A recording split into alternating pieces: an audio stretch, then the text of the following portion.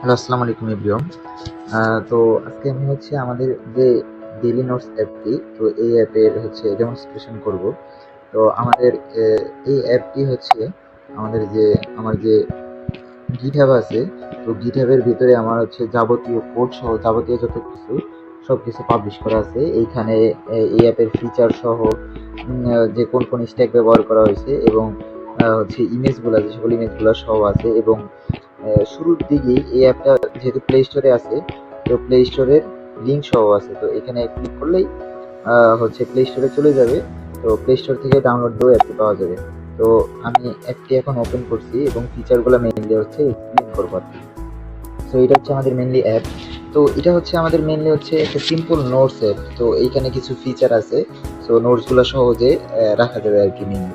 তো প্রথমেই আমরা চাইলে প্লাস বাটনে ক্লিক করে আমরা বিভিন্ন ধরনের নোট লিখতে পারবো। সো লাইক আমি এখানে নোট লিখলাম, নোটস। এটা এখানে বিভিন্ন ধরনের লিঙ্ক সহ অনেক কিছু অ্যাড করা যাবে।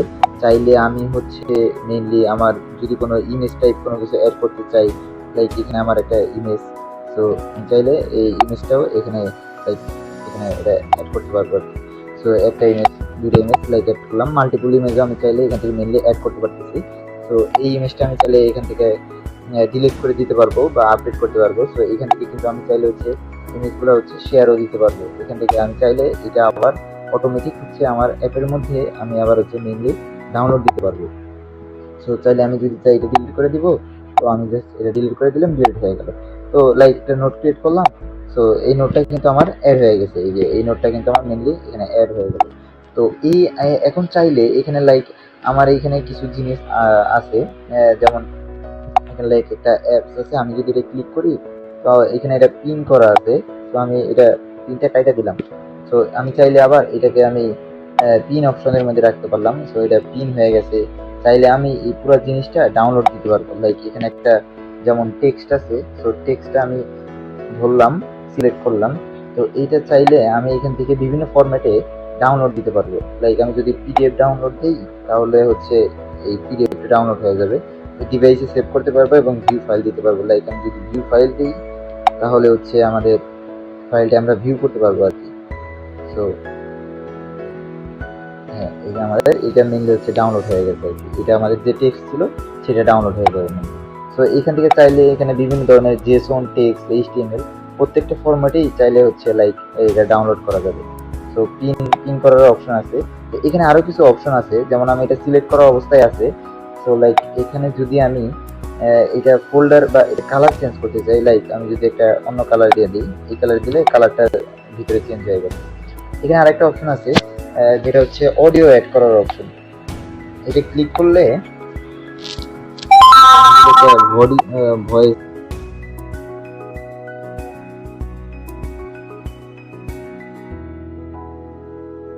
স্টপ করে দিলাম। তো এই ভয়েসটাও কিন্তু অ্যাড হয়ে গেছে।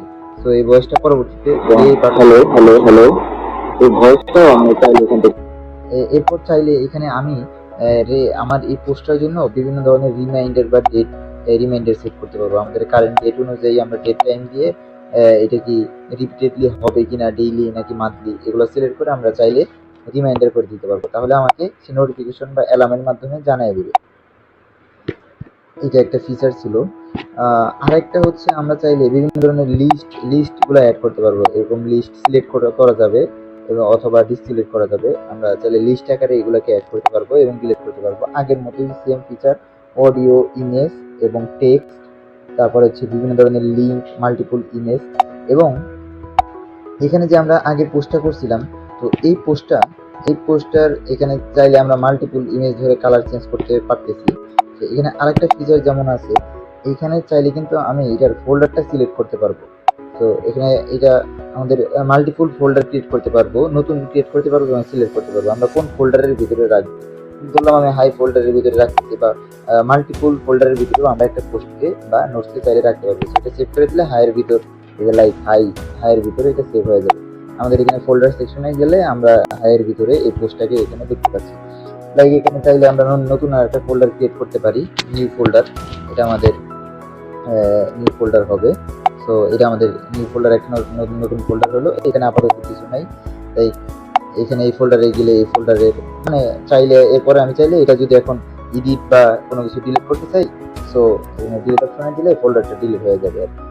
এখন আরেকটা মেইন এখানে আমাদের যে ফিচার সেটা হচ্ছে আমরা যদি সেটিংস অপশনে যাই, আমরা চাইলে এখানে কয়েকটা কাজ করতে পারবো। সেটা হচ্ছে ভিউ লিস্ট, সো এটা লিস্ট নাকি গ্রিড দেখাবো। আমি যদি এখানে গ্রিড সেট করি, সো এখানে আমরা দেখবো এটা গ্রিড আকারে আসতেছে, আমাদের অ্যাপের মধ্যে লিস্টগুলো গ্রিড আকারে শো হবে।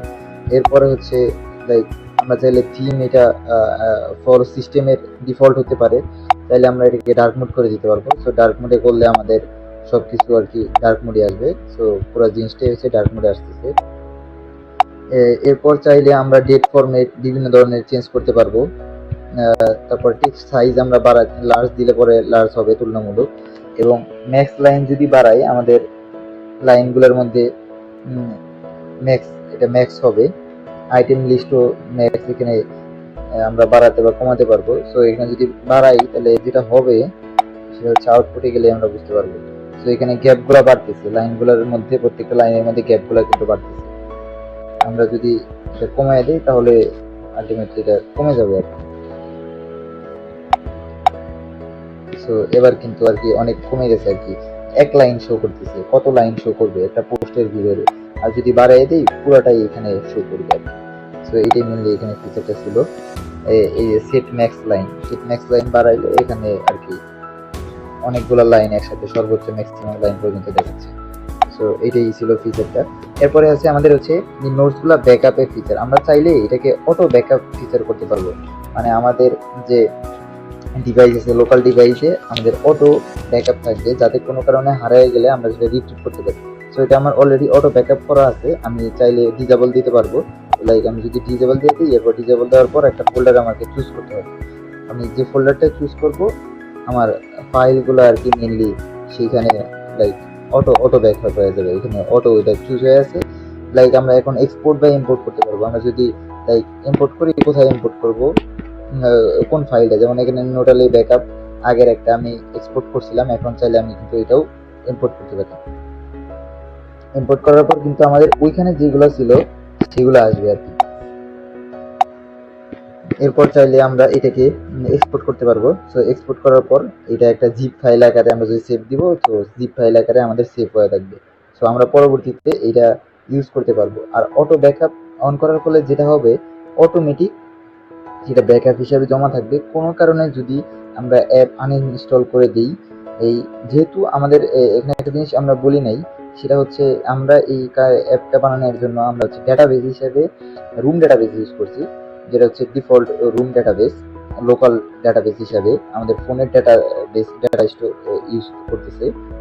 এবং হচ্ছে আমরা ব্যবহার করছি কটন ল্যাঙ্গুয়েজ এখানে, এবং হচ্ছে ডিজাইনগুলো সাধারণত এসএমএল দ্বারাই করা হয়েছে। তো এখানে লোকাল ডাটাবেস ইউজ করায় আমরা যদি কোনো কিছু লাইক অ্যাপ ডিলিট দিই বা ডিলিট করে দিই, তাহলে হচ্ছে এই পোস্টগুলো বা গুরুত্বপূর্ণ পোস্টগুলো ডিলিট হয়ে যাওয়ার চান্স আছে। তো সেই ক্ষেত্রে আমাদের ব্যাকআপটা খুবই ইম্পর্টেন্ট। এরপর চাইলে আমরা বিভিন্ন কিছু ধরে সিলেক্ট করে ডিলিট করে দিতে পারি, বা মাল্টিপল চাইলেও আমরা ডিলিট করে দিতে পারি, বা এগুলো চাইলে আমরা এই পোস্টগুলো এখন চাইলে যদি আমরা কপি করি, তো আমাদের এটা ডাবল হয়ে যাবে, লাইক এটা সবগুলা কপি সহ হয়ে গেছে। তো কপি ফিচারটা আছে। এরপর চাইলে এটা দুইটা ধরে আমরা রিস্টোরের মধ্যেও দিতে পারি, অথবা এটা আমরা এটা ডিলেট পরে বার করে দিতে পারি। তো ডিলেট থেকে ডিলেট করে দিলে সেটা পরের জন্য আর কি ডিলেট হয়ে যাবে আর কি। আর আরজিবি থাকলে আরজিবির মধ্যে আমাদের যেগুলো আছে তো এইগুলো দেখাচ্ছে। আমরা চাইলে এই আরজিবিগুলো আনআরজিবও করতে পারি, এবং চাইলে এখান থেকে ডিলেট করে দিতে পারি। তো ডিলেট করে দিলে এটা চলে গেল আর কি। সো আমাদের মেনলি এই অ্যাপের মধ্যে এই ফিচারগুলোই আর কি মেনলি ছিল। ধন্যবাদ।